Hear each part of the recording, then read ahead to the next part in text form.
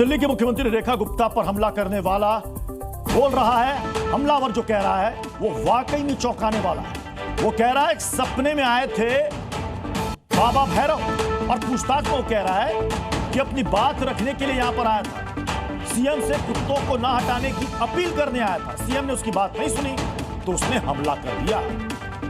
पूछताछ में हमलावर राजेश ने दावा किया और वो ये भी कह रहा है कि उसके सपने में काल भैरव आए थे, कुत्ते के स्वरूप में आए थे और उसे कहा था कि वो दिल्ली जाए। और वो कह रहा है कि वो दिल्ली आया, उसे सपने में ऐसा आया था, काल भैरव कुत्ते के स्वरूप में सामने आए थे और उन्होंने उनको आदेश दिया था, यानी कि इस शख्स को, इस हमलावर को सपने में आदेश आया कि तुम दिल्ली जाओ, और यहां पर आकर वो रेकी करता है और उसके बाद जन सुनवाई कार्यक्रम में पहुंचता है और सीएम पर हमला कर देता है। और कल उसकी मां ने भी बात बताई थी कि वो पशु प्रेमी था, वो कुत्तों वाली खबर को लेकर के थोड़ा डिस्टर्ब था जब सुप्रीम कोर्ट का आदेश आया था, और उसके बाद ही वो बहुत परेशान रहने लगा था। और अब पुलिस की पूछताछ में वो कह रहा है कि उसे एक स्वप्न आया था, एक सपना आया था जिसमें काल भैरव आए थे, सपने में कुत्ते के स्वरूप में आए थे, और उस कुत्ते ने कहा कि तुम दिल्ली जाओ और जाकर के वहां हमला करो।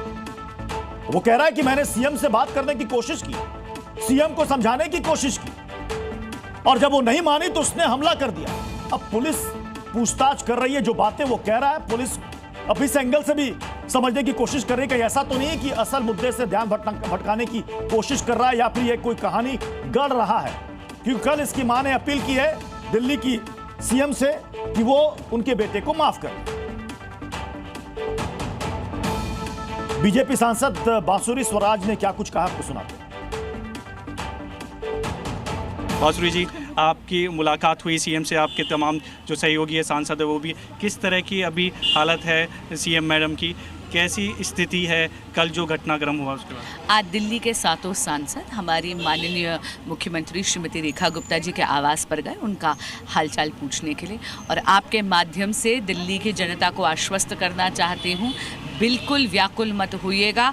हमारी सीएम रेखा गुप्ता जी शेरनी हैं और फौलादी जज्बे की धनी हैं, वो ठीक हैं और उनके कार्यशैली में रत्ती भर भी फर्क नहीं पड़ेगा। वो उसी ममत्व, उसी वात्सल्य, उसी आत्मीयता से जनता से मिलती रहेंगी और दिल्ली के लिए काम करती रहेंगी।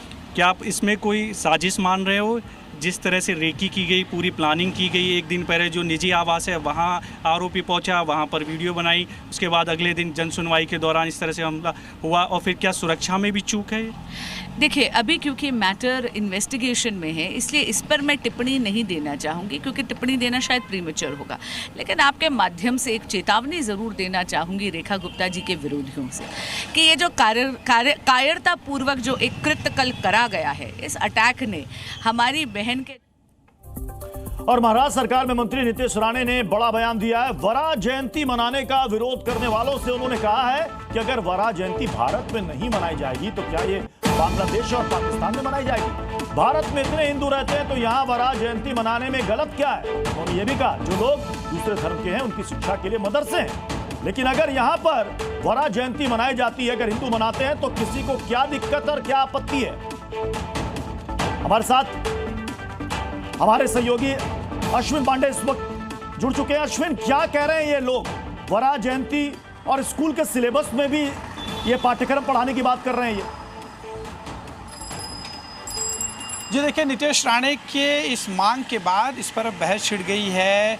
मेरे साथ हिंदू समाज के लोग हैं, इनसे बातचीत करेंगे और इनकी क्या प्रतिक्रिया है जानेंगे। देखिए, नीतीश राणे ने कहा है वरा जयंती मनाई जानी चाहिए, साथ ही सिलेबस का हिस्सा भी बनाया जाना चाहिए ताकि हिंदू बच्चों को ये पता चले, उनका संस्कृति, उनकी भाषा, उनका धर्म उन्हें पता चल सके। इस पर क्या प्रतिक्रिया है, क्या कहना चाहेंगे आप? देखिए सर, ऐसा है कि हिरण्यकश्यप जिन्होंने अपने पृथ्वी को पूरे समुंदर के अंदर जाके जो छुपा के रखा था, ये विष्णु जी के छींक में से जो वरात अवतार जो प्रकट हुए, उन्होंने वो सूंघ के उसको समुंदर से बाहर निकाला, जिन्होंने अपने सिंह पे लेके रखा।